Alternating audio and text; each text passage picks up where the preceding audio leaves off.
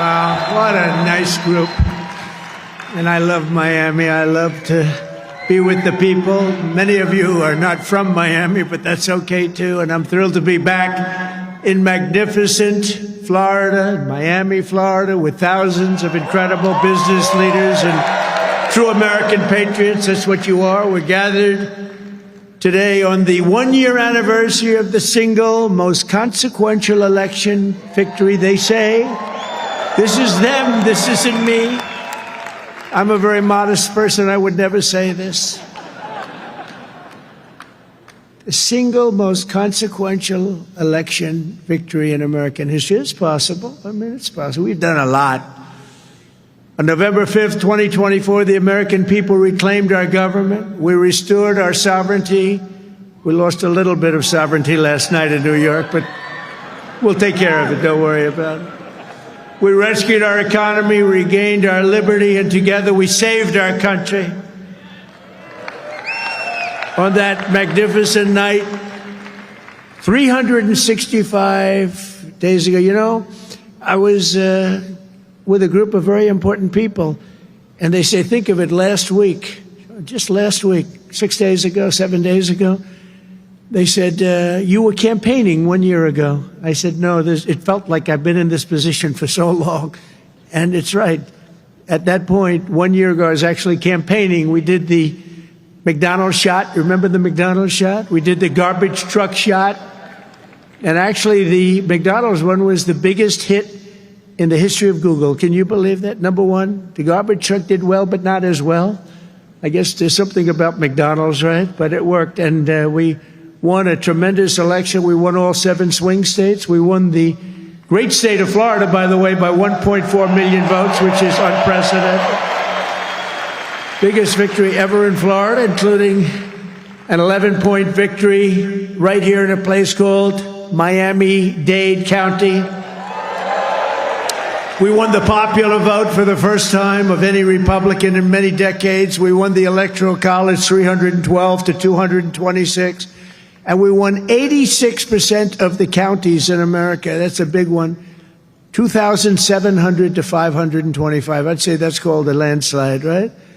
We got more votes from African Americans than any Republican candidate in history.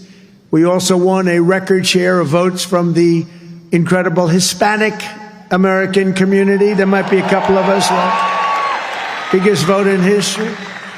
And above all, we won a resounding mandate to make America great again, which is what we're doing. And every day since, I've been fighting to turn the promise made into the ultimate promise kept. We're going to do our job. We have a big job to do. We've done really well. I think it's the best 9 months, they say, of any president. And I really believe that if we can have a few more 9 months like this, you'd be very happy, you'd be very satisfied. But it's been pretty incredible, with trillions and trillions of dollars being poured back into our country by other countries and other places and people. 1 year ago, we were a dead country. Now we're a country that's considered the hottest country anywhere in the world. It's the hottest country. We are now in the hottest country anywhere in the world. And I'm pleased to report that today the United States has the strongest economy, the strongest borders, the strongest military, the strongest friendships, and the strongest spirit of any nation anywhere. We have the greatest economy right now. A lot of people don't see that. But if you look at what's happening with all the factories, AI, auto plants all over the country being built, that if you would have thought about that 2 or 3 years ago, you would have said it was the opposite. They were all leaving. Now they're all coming in. They're all coming back, and then some. And I think that we can honestly say, and I think you're going to see it even more so over the next 12 months, that this is the golden age of America. This is the golden age. In the prior 4 years, crooked Joe Biden oversaw less than $1 trillion of new investment in the United States. So in 4 years, less than, think of it, less than 1 trillion. That was not doing too good. In 9 months, I've secured commitments of over $18 trillion, and we're going to have $21 trillion within the first year. So Sleepy Joe did, think of that. In 4 years, he did less than $1 trillion. We're going to have 21 trillion in 1 year. I would say it's slightly better. Slightly, just a little bit better. The stock market has set 40-time all-time record highs, and just recently, record high, record high, record high. All of them, all of the different exchanges. GDP growth in the second quarter was an amazing, almost 4%. And as you know, they said, oh, it'll be 2% or 1%.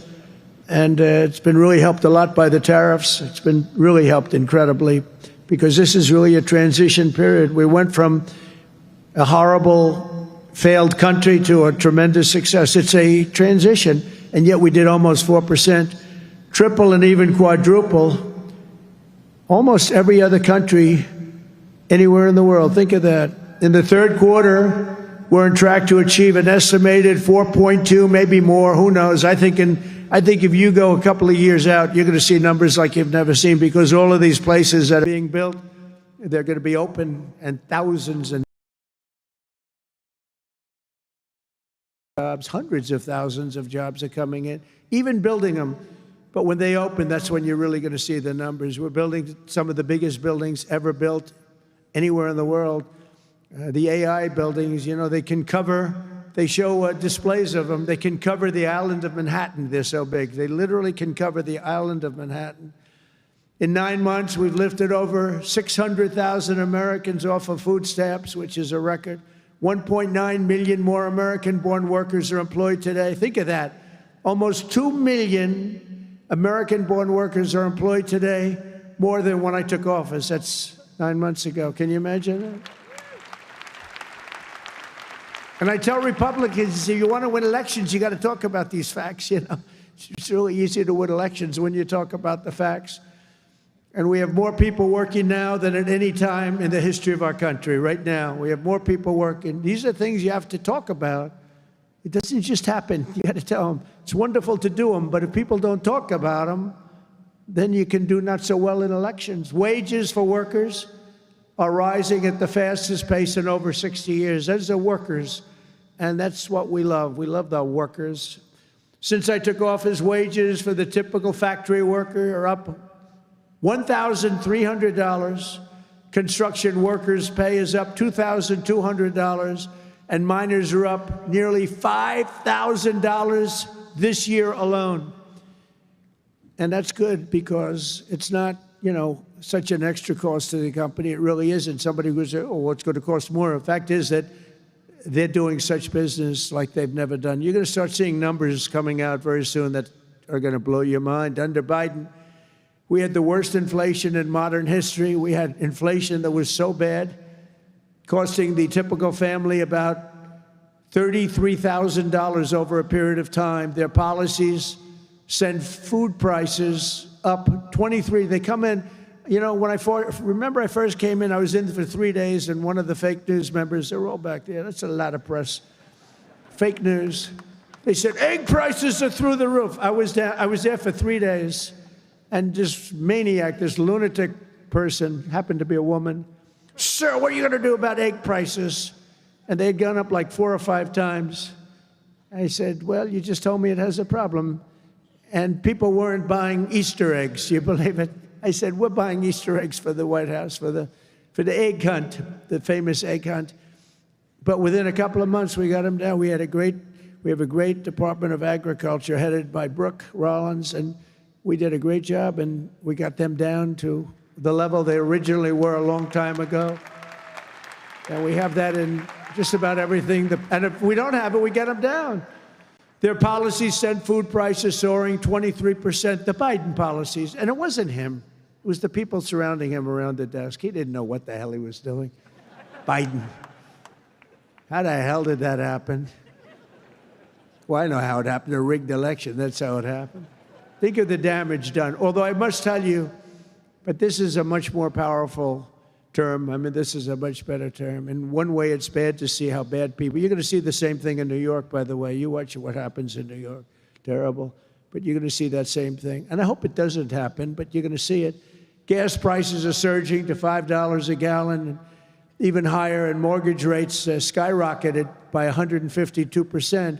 But under the Trump administration, all of that is changing. Prices are coming down very fast, and we're bringing them back to the beautiful part where you can have, and you can truly say, we're talking about the American dream again. You didn't used to hear that term. You heard it during my 4 years, and then it disappeared. Now you're hearing it again more than ever. Because we had the most successful economy in the history of our country during my first 4 years. We rebuilt the economy, cut the biggest tax cut in history. We had the biggest tax cut in history, the biggest regulation cut in history. That's why we had the great economy. And now the only difference is we're doing better this time. Actually, we're going to have a bigger, better, stronger economy than the first 4 years. And that was the most successful economy in history. Gasoline prices have plummeted to the lowest in 2 decades, and we're going to soon see $2 gasoline. Think of that, $2 a gallon. It was up to $4.50, $5. And you know, when you get gasoline and you get oil and gas down, it's so big, it's so massive, the importance of it, that everything else starts to follow. And that's what's happening. Grocery prices are way down, and Walmart just announced that the cost of their standard Thanksgiving meal, this is the greatest. They're wonderful. They come out every year with how much does a Thanksgiving meal cost compared to last year, right? And it always goes up, up, up. It's 40%, 30% more. Is 25% lower than 1 year ago. Isn't that great? That's a big deal, Rima. That's a big deal. I don't know if they care about that in Saudi Arabia, but here it means a lot. We got the princess here from Saudi Arabia. She's got a lot of cash. Serious cash, and she's a great person. So she doesn't care about the price of a turkey is down a little bit, you know, she doesn't have to worry about it. Since March, the price of eggs is down 85%. Energy prices are down, interest rates are down, despite the fact that we have a total nincompoop at the Federal Reserve. It was recommended by one of my real great people, who I'd never spoke to again. And the cost of the typical new mortgage is down by nearly $3,000 a year. Day by day, we're making America affordable again. It's going to be affordable again at a really record pace. And, you know, other people are going to take credit. All the mayors and all the governors, they're going to say what a great job. They didn't do a damn thing. Yet as we speak, the Democrats in Congress are trying to put all of this progress at risk and drag us back to the Biden policies of soaring prices, crushing energy costs, massive spending, open borders, let the world come into our country from prisons and from mental institutions, let them pour in, and rampant inflation. That's what Biden gave us, all of those things. With the reckless Democrat shutdown, virtually every Democrat in Congress has voted to hold the American people hostage in an effort to extort hundreds of billions of dollars in new spending. They're demanding free health care for illegal aliens that just came into our country from prisons and from mental institutions, and drug dealers and drug addicts, and they want to give $1.5 trillion in giveaways that would turbocharge rapid inflation again, as they did the first time. You remember that just a couple of years ago, 4 disastrous years we just had. They were the worst years. Meanwhile, the radical left Democrats are causing millions of Americans who depend on food stamps to go without benefits. They're forcing federal workers to go without paychecks, and they're stranding thousands of travelers at the airports. And you understand it, and they understand it.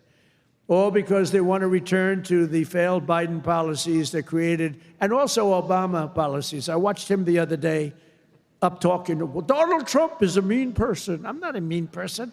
I just want to have a country that's great again. Is that okay? I'm not a mean person.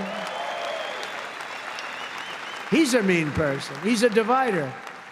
He's a divider. Obama, Barack Hussein Obama. And by the way, ask him how he's doing on his museum library. He's got hundreds of millions of dollars of cost overruns. It's come to a dead halt. He built it in not a particularly good location. He's not into real estate, you know. He doesn't know about location. He doesn't know about location, but he built it in a location that's not going to be too good. but the thing has come to a dead halt. It's way over budget. It's sort of like Gavin Newsom in California. He's got a train that was supposed to go from San Francisco to Los Angeles, which is a stupid idea because an airplane is faster. I don't care how fast it goes. And they had plenty of airplanes. San Francisco, inside San Francisco to inside right there, L.A. And what they did is they said, oh man, this has been going on for years. It's billions and billions of dollars over budget. So what they decided to do is cut it so that it doesn't go into San Francisco and into LA. It goes way short of both. And then they cut it again and again and again. Pretty soon they're going to have like 2 miles of track. Billions and billions of dollars, totally incompetent. The biggest cost overrun proportionately that I've ever seen. Many, many, many times more. And it's no longer the same. It was supposed to go into the city. Now it's way short, many miles short of the city. So they're going to drop you off and you can walk the rest of the way. That train is going to haunt him. You watch, because he doesn't have what it takes. I tell you that. Slimy guy. He's a slimy one. Maybe that should be his nickname. Slimy Newsom, right? But he doesn't have it. But you look at that train, it's going to cost him. Republicans have voted 14 times to fund the government. And it's time for Chuck Schumer, crying Chuck. Remember he started crying at the airplanes? They were the worst forced tears. I've known him all his life. He's never cried. But he broke down in tears. He was so devastated. He didn't know why he was crying, but he just thought it was good to do. His people told him this was a good time to cry. Crying Chuck. But it's time for Chuck Schumer and the radical Democrat Congress to stop playing games with the people's lives and to pass a clean funding bill that they've done 30 times before. And to reopen government immediately, just reopen it. They don't like it to be reopened because we're setting records. They think actually, I don't think anything's going to hurt. We are so strong now that I'm not sure that anything's going to hurt. But it would be good to open it up. Take care of the people with jobs that aren't going to get paid and aren't getting paid. And no matter what, we will not let them impose their inflation-causing extremism on the American people. We're not going to pay $1.5 billion for people that came into our country illegally, okay? If you don't mind. That's what they did last time. Remember the Inflation Reduction Act? The greatest scam, one of the greatest scams. I would say some of their environmental scams were even bigger, but one of the greatest scams ever, Inflation Reduction Act. And then they admitted it had nothing to do with inflation reduction, remember? But it did actually cause massive inflation. It actually caused massive inflation. But we don't use auto pens in the Trump administration to sign things. We don't believe in that. You know, I get these guys come in with these big, beautiful documents, gorgeous, beautiful, must cost a fortune. I should check the price. But, you know, a general is being made or something, you know, some big post.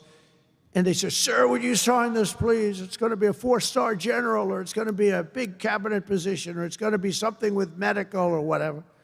I take my pen and I sign it. In his case, they walk it into a room and they give it to somebody who's no idea who Biden is. But Biden doesn't have any idea who he is either. And they have a machine sign it, the auto pen. And all of the pardons, he gave thousands of pardons to people. He had no idea about it. He didn't know about it. And therefore, all those pardons are void. You know, you have to have, it's a very complicated thing if you're going to use the machine. You have to do it properly. And he didn't have any idea what was happening. And this is what we had as a president. We don't want that. You have the opposite right now. I don't want to be braggadocious, but you have the exact, I know exactly what's happened. If you want to see what congressional Democrats wish to do to America, just look at the result of yesterday's election in New York, where their party installed a communist as the mayor of the largest city in the nation.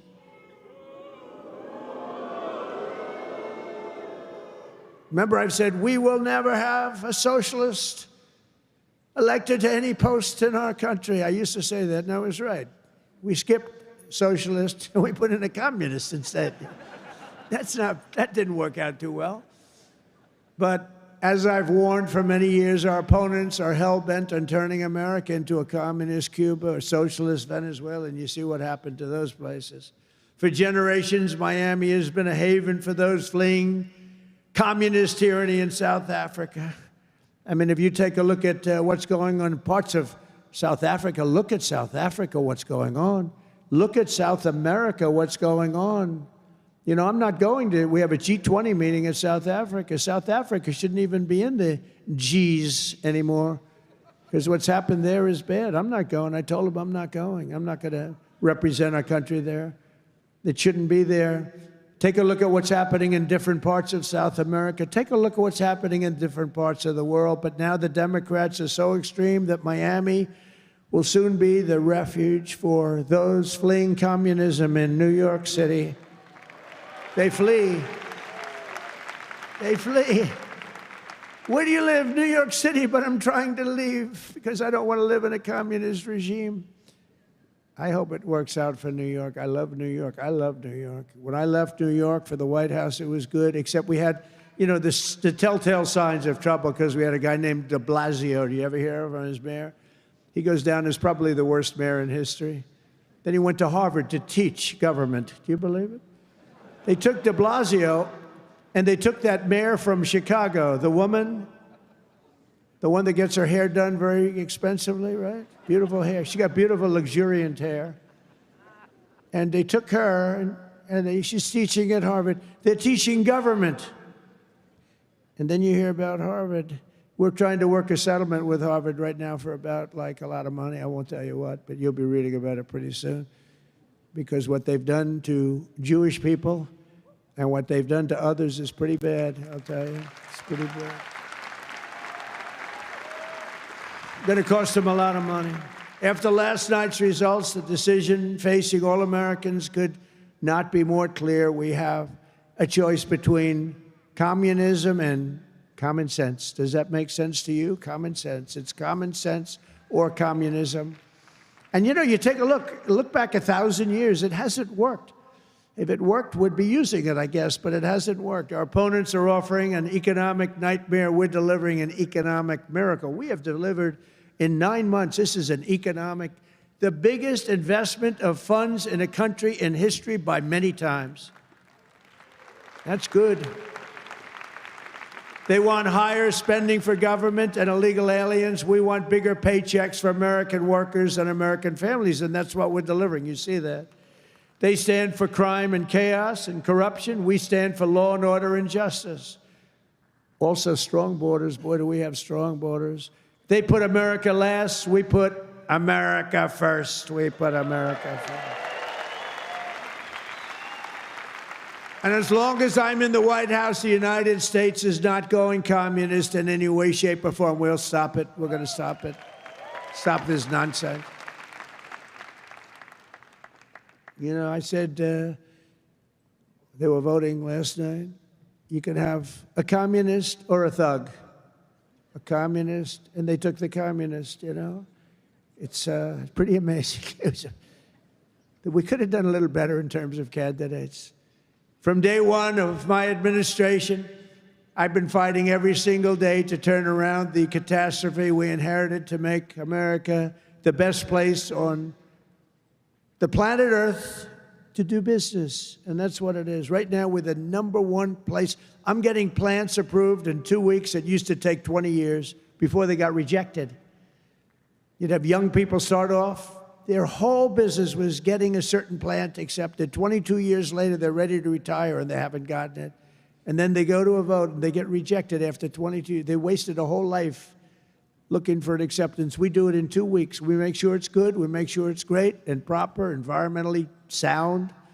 Takes 2 weeks. My goal is to have the best tax rates, the lowest energy cost, the lowest regulatory burden, the most advanced technology, and the fairest trade deals anywhere in the world. You know, we're leading China. We're leading everybody by a lot in AI.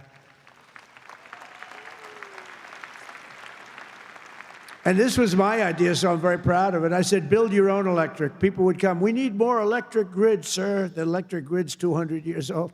We need more electric grid. It's old. The electricity that the AI plants need alone is double the entire electricity that we have in the country right now. Can you believe it? So I had this idea. I said, we can't fix the old grid that much. We'll fix it up. We'll keep it going. A little Band-Aid here, a little Band-Aid there. It's old. And I said, here's what we're going to do. We're going to let these geniuses build their own electric generation. So they are building their own electric utility plants. They become a utility, if you think about it. They're building the utility and the electric right alongside. This is where they have their transformers and everything. They're building the most expensive electric plants you've ever seen, generating plants, some by nuclear, some by oil and gas, some by coal as a substitute. They're building them right next to their plant, and they're incredible. People say they've never seen anything like it because these minds are genius. To them, an electric plant is not complicated. To them, an electric plant is better than the people that produce electricity, although Florida Power and Light is doing a lot of plants for people. They're pretty advanced, I have to tell you. But they're building their own juice next to the plant. Isn't that sort of a cool idea? And you know, when I first proposed that, they came into my office with, they have unlimited money, but they were trying to figure out how they can build it because they had no electric of any consequence. And I said, you're going to build your own plant. I'm going to get you your approvals in 2 weeks, 3 weeks, maybe a month if I'm slow. We have a great man, Lee Zeldin, in charge of the environment. He's incredible. And he's tough, too. He's very tough. But they have their approval in 2-3 weeks. They're dealing with the best experts in the world. They know what they're doing. It's amazing when you see some of the stuff come in, designed by guys with 190 IQs, and then you have an inspector who's not quite as smart as that, inspecting it to see whether or not it's okay, and he has no idea what he's looking at. No idea. But I said, you're designing your own electric plant, and they didn't believe it. They come in 2 weeks later, they say, the biggest problem is electric. I said, you can design your own plant, and we're going to have your approvals within 2 to 4 weeks. And they said, he's really serious about it. They thought I was kidding. It was so good. They couldn't believe it. They'd leave and they couldn't believe it. It took me 2 or 3 times to say it. Yeah, they're designing their own electric plants, and it's unbelievable. And then they're going to sell their excess electricity back into the grid. So we benefit in that way, too. In July, I proudly signed into law the largest tax cuts in American history. Now, that's the second time. I did it the first time, but these are even larger, the great, big, beautiful bill. And that includes no tax on tips, no tax on overtime, no tax on Social Security for our great seniors, no tax on Social Security. I wonder which is the most popular of the no tax on tips. I was in Nevada, in my building in Las Vegas, and I had this beautiful young waitress come up to me. I never talk about beauty anymore because politically, if you mention somebody's beautiful, that's the end of your political career. So I don't mention that she was beautiful, but she was beautiful. And she came up and I said, how you doing? Oh, sir, I'm not doing well. The government is horrible on tips. I said, really? How do they tax? They tax tips? They tax us and they go after us. I've never seen anything like it. It's made my life miserable. Sir, there should be no tax on tips. She said to me, no tax on tips. I said, say it again. She said, sir, there should be no tax on tips. So we had a lot of the fake news waiting for me outside of the restaurant. So I went out and I said, ladies and gentlemen, I have an announcement to make. There will be no tax on tips. That's how it all started. And I won Nevada.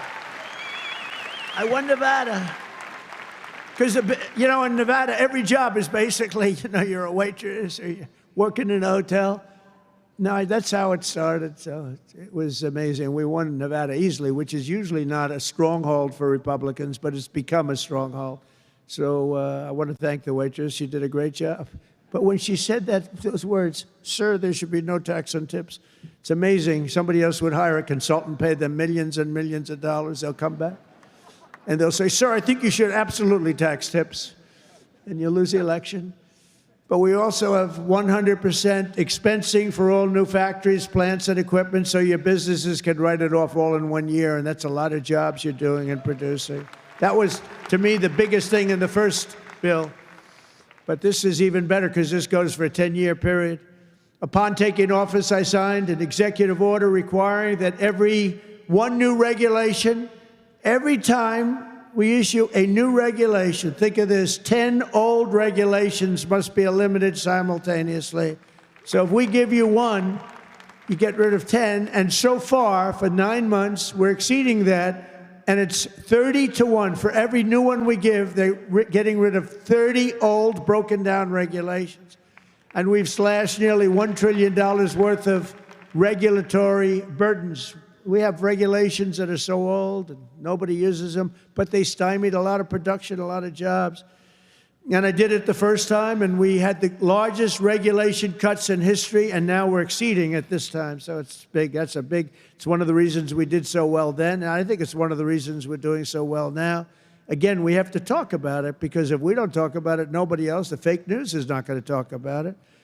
And we have streamlined permitting for the new energy and mining projects. What used to take decades now takes 28 days. And on day one, I signed an executive order to unleash American energy and officially terminate the Green New Scam. Has anyone ever heard of the Green New Scam? Remember the old thing, global warming, and then it would be too cool? And then they said global cool. They didn't know what the hell to say. So they came up with the greatest, climate change. No matter what, if it goes up, if it goes down, climate change. They're very, very smart people, but not smart for us. They're smart for them. But my policy was very simple. Drill, baby, drill. We're drilling like crazy right now. And to curb inflation, we've slashed the size of government for the first time in years, and we're waging total war on waste, fraud, and abuse like we've never done before. Since January, 100,000 bureaucrats have left the federal payroll. Government spending is down 2.5% this quarter compared to 1 year ago. Think of that. And in stark contrast to last administration, 100% of all new jobs created in America under my administration have been created in the private sector. 100% of the jobs have come from the private sector. Otherwise, you don't have a country. I mean, I love government workers, but if you have all government workers, you don't have a country, do you? At the same time, my tariffs are bringing in hundreds of billions of dollars and are helping slash the deficit this year by more than 50%. Did you see the numbers? We're going to be down 50%, anywhere from 25 to 50, but closer to 50%. Who would think that one? Those are big numbers. Now, take that out 2 or 3 years. To embrace a vital industry here in Miami, I've also signed historic executive orders to end the federal government's war on crypto. Crypto was under siege. It's not under siege anymore because it's a big industry. It's a big industry, and I have a lot of people that are great people, great business people. They're in other businesses, but they're in crypto too. And it takes a lot of the pressure off the dollar. It does a lot of good things, but we're into it. Biden was vicious on crypto. They were going after these crypto guys. It was terrible. They were under indictment, but I got indicted too. I made a phone call. Congratulations on your victory. He made a phone call. Let's indict him. These people are the worst. Then they say, he's gone after Comey. They indicted me. They impeached me. They did everything. It's unbelievable. Who the hell else could have taken that? Do you guys know anybody else that could have taken it? I don't think so. A lot of people say, you're the only one could have taken that. I don't know if that's true, but there aren't too many. We're making the United States the Bitcoin superpower, the crypto capital of the world, and the undisputed leader in artificial intelligence. We're leading China by a lot. And don't forget, if we don't do the crypto properly, China wants to do it. They're starting it, but they want to do it. Other countries want to do it. If we don't do it, it's a big industry. We're honored to be joined today by a man who has been a true champion for many of these bold policies. He really has. He's been a great guy. He was a little late in his endorsement of me, I'll be honest with you. He endorsed me. You know, these guys that endorsed me after I won, I don't know. Sir, I'd like to endorse you. No, I won the election. Nah, he's a good man, actually. I've known him a long time. He's helped turn the area into one of the hottest markets in the country and one of the greatest cities in the world. Miami Mayor Francis Suarez. Please, Francis, come up, please.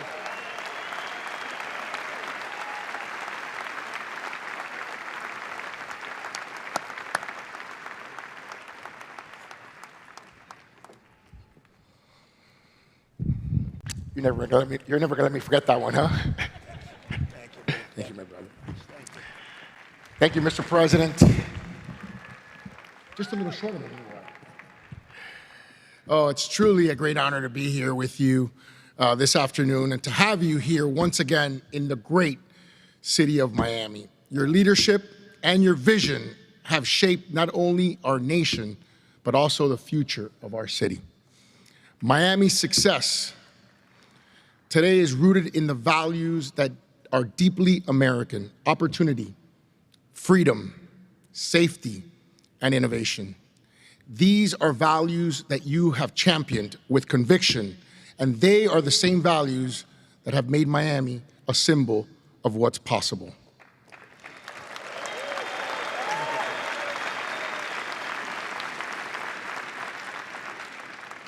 When people believe in the promise of America, Mr. President, I want to personally thank you for your continued support of our vision for this city.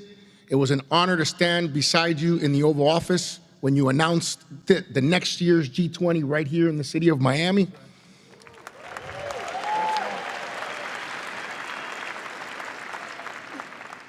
Thank you for choosing our city to host what is perhaps the most important and consequential gathering of leaders from around the world.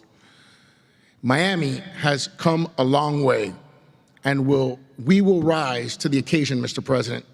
On behalf of the people of Miami, it is my privilege and honor here, on behalf of my wife, the America Business Forum, Nacho, Sergio, and everyone, to give you like real estate, right? I do. Yeah. This is a key that opens some really nice presidential library real estate. Wow.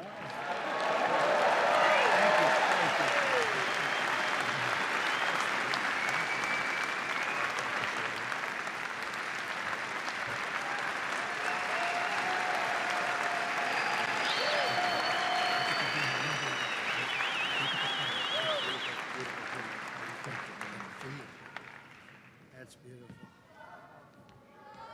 Thank you.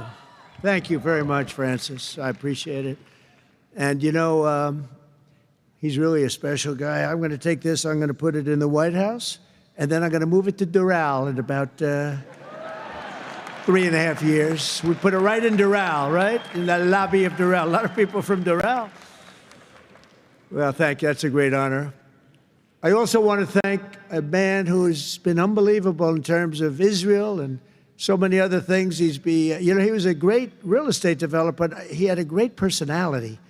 And you need a personality for this. And I said, he's just as good as there is, and he's done so well. And you look at what's happened with Israel. We have peace in the Middle East. Can you believe it? Peace in the Middle East. And he's special envoy Steve Witkoff. Steve, where are you, Steve? Wherever you may be. Where are you? Steve, thank you. What a job you've done. Thank you very much. What a job he's done. That guy's got that personality. Now, I wanted a deal maker, but, you know, a lot of deal makers don't have good personalities. You end up in a war. They make the deal, but you end up in a war. This guy, everybody loved him for years. I've known it. And he was the right guy for the job. Peace in the Middle East. 3,000 years. They've never had peace in the Middle East. We're going to have it, too. We're doing well. Just keeps going along. And we just had a meeting. It's even more and more so. And so many people in this room are very much into Israel and the Middle East. And it's been amazing what we've been able to do. And you've done such a big part of it, along with a very special young genius named Jared Kushner, who helped you so much. Stand up, Jared. And he's the father of the Abraham Accords, right? He's the father of the Abraham Accords. And by the way, my granddaughter, Arabella, would you stand up, Arabella? She looks so great.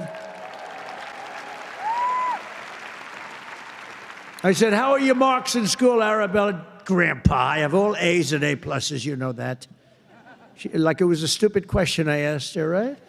We're proud of you, Arabella. Jared, thank you. What a great job. And we have a lot of people joining now the Abraham Accords. And hopefully we're going to get Saudi Arabia very soon, but I'm not saying that. I'm not lobbying. No, but we have a lot of people. We have a lot of people that are coming aboard. You know, the key was when we took out the nuclear capability of Iran, all of a sudden everybody said, wow, That was nice. They've been wanting to do that for 20 years. Saudi Arabia's ambassador to the United States, Princess Rima, thank you very much. Please stand up. Thank you. Thank you. Thank you very much. Say hello to everybody. Okay? Say hello to a great group of people in Saudi Arabia. Thank you. Stephen Miner, Mayor of Miami Beach. Stephen Miner. Where is Stephen? Thank you, Stephen. Thank you. Good job you're doing. Excellent. Thank you, Stephen. The Mayor of Coral Gables, Vince Lago. Vince Lago. Thank you. Thank you. Great job, Vince. The Mayor of Doral. I love Doral. And I like this woman a lot. Christy Fraga. Christy. Where's Christy? Thank you, Christy. I like Doral.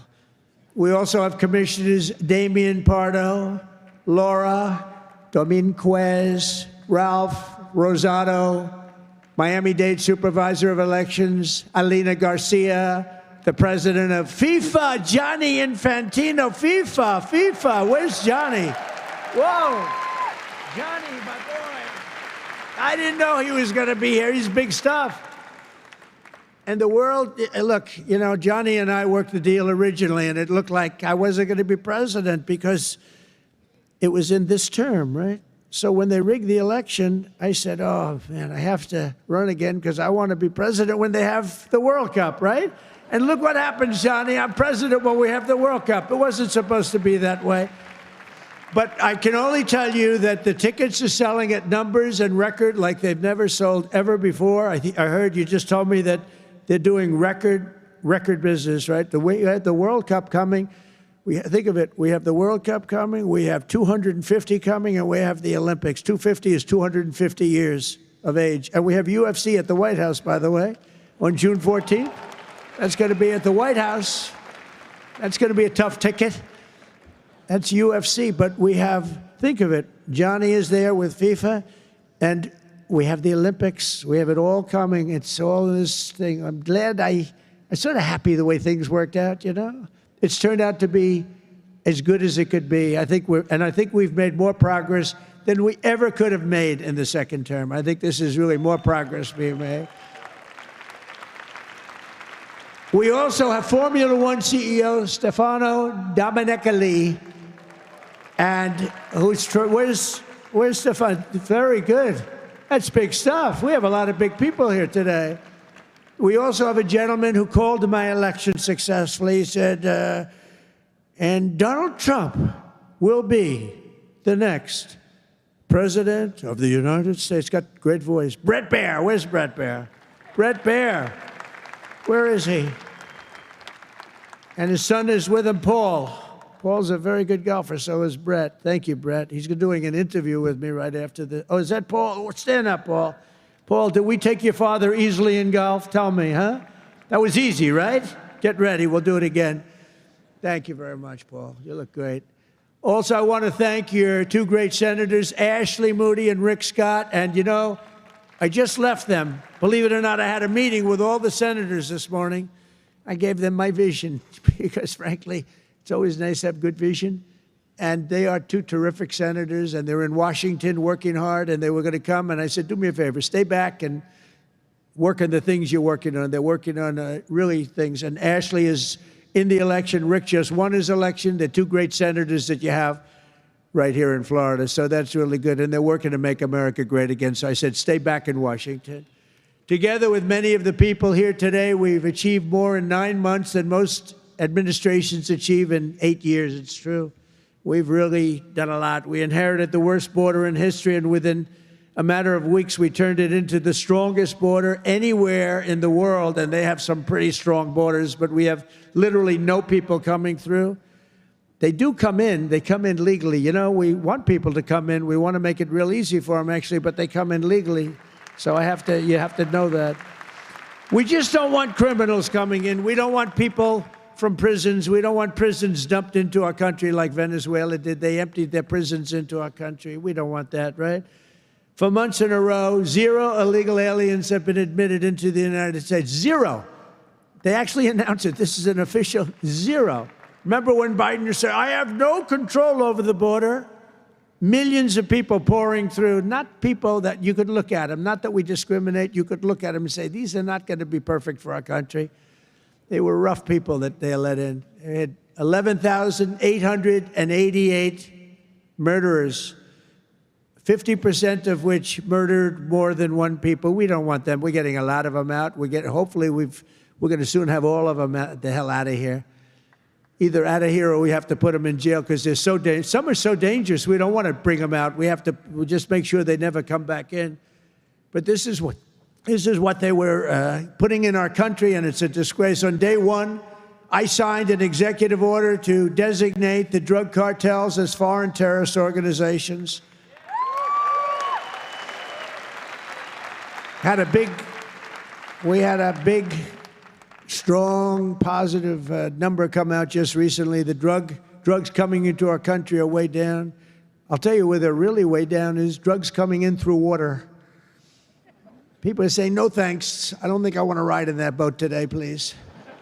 We want you to take these drugs into the United States. You know what? I think I'll take a pass, sir. The drugs coming in by border are not much. Every boat that we hit kills, think of this, if it gets through, kills 25,000 Americans plus, but 25,000 Americans. Every time we hit a boat, we save 25,000 lives. Got to look at it that way. And we're arresting and removing thousands and thousands of dangerous gang members, MS-13, Tren de Aragua, all these gang members are being thrown the hell out of our country. And if you look at Washington, D.C., it's now a safe community. We're in Memphis now, and within 2 weeks, all of a sudden, it's like a safe community. It's really made unbelievable progress. And we're blowing up cartel terrorists. We're blowing them up linked to the Maduro regime in Venezuela and others. Look, it's not just Venezuela. But a lot of things are coming in. Look, Venezuela emptied their prisons into our country. Nobody wants that. They emptied their prisons into our country. We're liberating our cities from the scourge of violent crime, making our country safe and beautiful again. We're starting in our capital, Washington, D.C., which right now you can walk through the middle of Washington. You have no problem. 6 months ago, that wasn't the case. 1 year ago, it was a disaster. But law enforcement, our military has done an incredible job, actually. It's a safe, very, very safe city again. And it's been beautified. We're putting new medians in. We're covering the roads with nice, clean, beautiful asphalt. We're redoing the grass in the parks. It's really becoming beautiful again, and it's safe. We don't get calls that, think of it, call to the parents, your son, sir, has been killed. He came to see the Lincoln Memorial, and he's dead. No, that's not happening anymore. We run it tough. We run it very tough. Sometimes you have to be a little tough to get rid of. These are thugs. These are bad people. We're bringing them the hell out of our country where they came from. We renamed the Department of Defense to the Department of War. And well, if you think about it, after the Second World War, they changed it to defense, right? So we won the First World War. We won the Second World War. We won everything in between and everything before, never lost a war. We still don't lose wars. Sometimes we don't fight to win. You know, we'll stay around the country for 15 years, just bomb the hell out of everybody, make everybody miserable. Nobody knows why we're there, you know, the wars that never end. But we made it clear that the days of political correctness in our military, they're over. We don't want to get into wars. I rebuilt the military. We have the strongest military by far in the world. We make the best equipment, the best missiles, the best rockets, the best everything. We redid our nuclear. We're the #1 nuclear power, which I hate to admit because it's so horrible.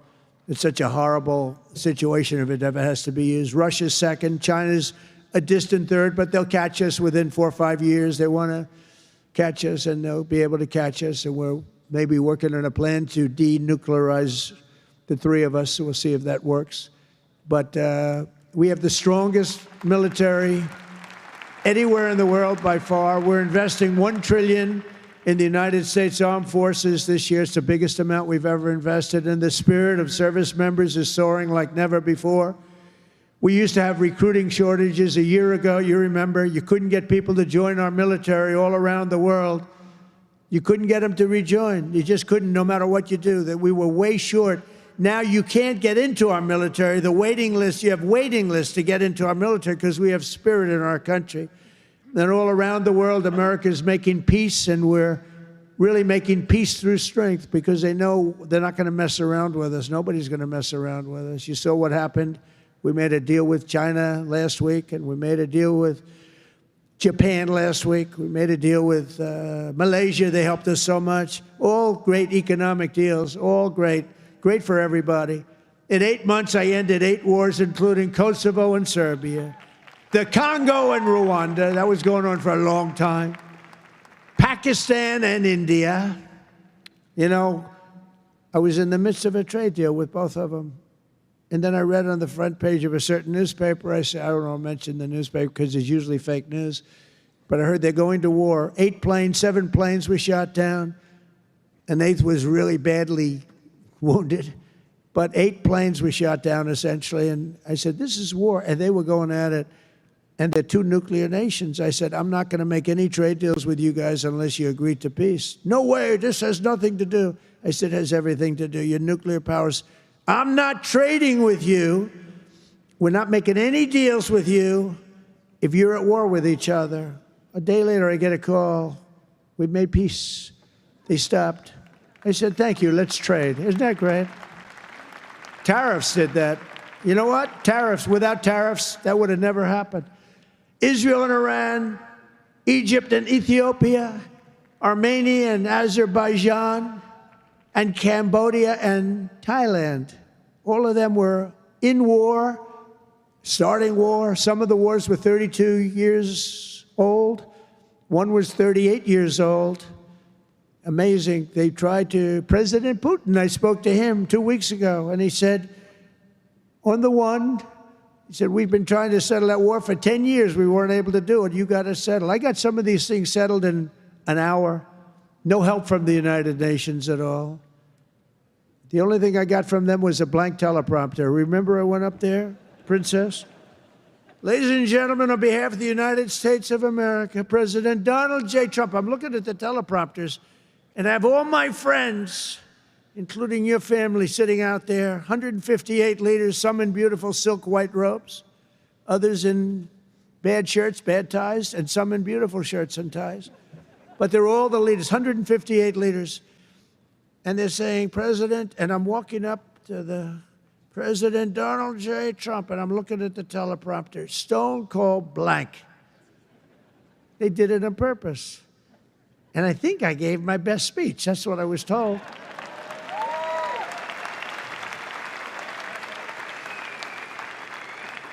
But it still wasn't a great feeling. I'm walking up very slowly. You know, I'm 20 feet. I'm trying to walk slowly because I see it's not working. They're dead. They did it on purpose. But it worked out okay. Not great people. Most important of all, for 4 weeks ago, and this is very important, we brokered the historic peace deal that ended the war in Gaza. And it's a serious end, too. You know, I read a lot of people, oh, it's very tenuous. Jared and Steve, I don't think it's tenuous. Do you? I hope it isn't, because otherwise I'll have to cross it off. I'll have to say I only ended 7. But that was a tough one, right? That was a tough one. But there's nothing tenuous about it. It's a serious end.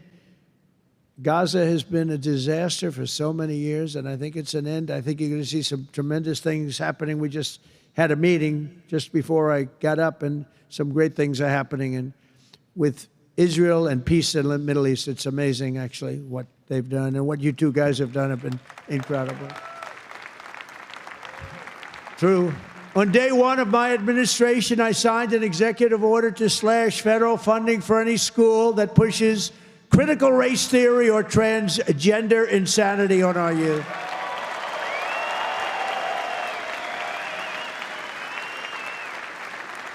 And we completely banned the chemical and surgical mutilation of our children. Think of that. Can you imagine somebody 15 years ago saying we stopped the surgical mutilation of our children? We stopped the chemical mutilation of our children. Can you imagine that? They would have said, this guy's crazy. And now you're saying, thank you very much, because you know it's true. How about this one? We got men out of women's sports. It's over. It's over. Men out of women's sports. They had a race here, the long distance, I don't know what the hell, a race, one of these all-day races. They had the top women, the top men. The man won by 5 hours and 18 seconds, okay? What the hell? How about the weightlifting? 218 pounds by women. That's a lot to lift over your head, Rima. I don't know if you might be able to do it. 218 pounds or whatever was the record. A man beat the record by 100 pounds. It stood for like 17 years or something. A man beat the record by 100 pounds. He was a failed male weightlifter, but as a female, he did very well. That's a record that won't. This is a thing that stood. They'd put a quarter of an ounce and a quarter of an ounce on each head. 18 years the record stood. Then a guy comes along, ping, ping. This is the crazy. These people are crazy. And Mamdani, whatever the hell his name is in New York. No. He thinks it's wonderful to have men playing in women's sports. The swimming's good too, you know? You know the story? Records are being beaten by numbers that nobody's ever seen, nobody ever thought possible. But a lot of those records are being changed back to where they should be. And I made it the official policy of the United States government that there are only two genders, male and female.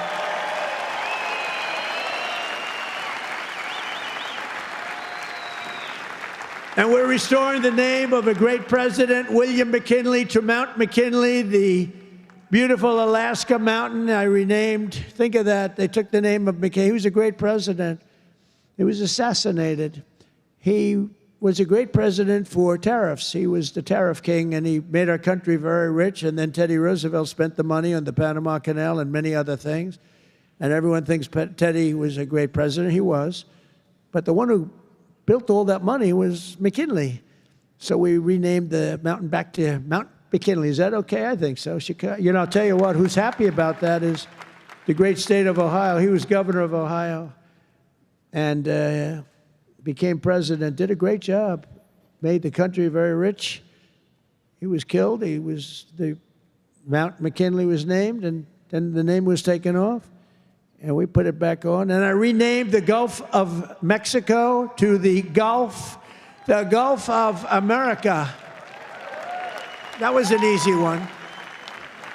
That was an easy one, Johnny. That was easy. You know, look, we have 92% of the shore. I used to say when I was a child, I'd say, how come it's called the Gulf of Mexico? It's mostly America. You know, all the way, it wraps around Florida, all the way up. It's 92% of the shoreline. I said, I think to me it's the Gulf of America. Little did I know I'd have the chance to do it. I did it very quickly.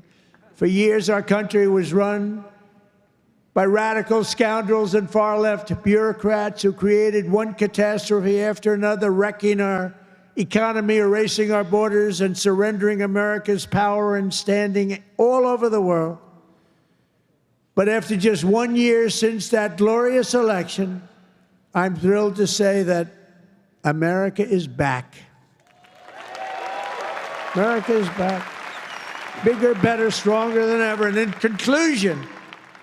conclusion, jobs are returning, businesses are booming, and America is respected again, perhaps like never before. Our country is respected again like never. They were laughing at our country. We had a guy who couldn't walk up a flight of stairs. He kept falling. It's very embarrassing. You know, at Air Force One, I go, sir, would you like the short stairs or the long? I say, give me the long every single time, please. The short ones, they call them the children's stairs. I don't want the children's stairs. Doesn't look so good coming out of the children's stairs. Now, if the weather's bad, it's okay, right? If you don't mind. But the communists, Marxists, socialists, and globalists had their chance, and they delivered nothing but disaster. And now let's see how a communist does in New York. We're going to see how that works out. And we'll help them. We'll help them. We want New York to be successful. We'll help them a little bit, maybe. For all of these failed and discredited, really discredited if you think, ideologies of the past, their day is over, their grip is broken, and their time is absolutely done. The golden age of America has begun, and we are just getting started. It's a golden age like you've never seen before. From the steel mills of Pittsburgh to the oil wells of Houston, from the car plants of Detroit, and those car plants are pouring into our country, to the coal mines of West Virginia. Those coal mines are opening up one after another. Clean, beautiful coal. You're not allowed to use the word coal unless you say, in my administration, unless you use two words before it. Clean and beautiful. Biden would say, unless you use two words before it, here you go, clean.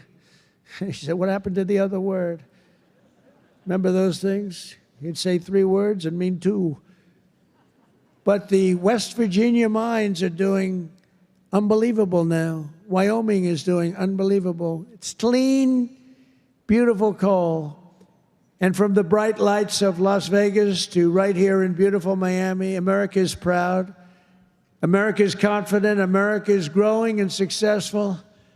America is a great nation again. We're a great nation again. It's happened faster than I thought. I'll be honest again. We're respected by everybody. We are really, you see the way I get treated. I get treated that way. I guess a little has to do with me, but a lot has to do with the fact that I'm representing this country. America is respected again. America is a great nation again. The American dream is surging back to life, and we will never let the American dream die. Together we will make our country stronger, richer, safer, freer, and greater than ever before. And every day my administration will fight, fight, fight, and America will win, win, win. I want to thank you, Miami. I want to thank you, Mr. Mayor. I want to thank everybody for being here. God bless you, and God bless America. Thank you very much. Thank you, everybody. Thank you.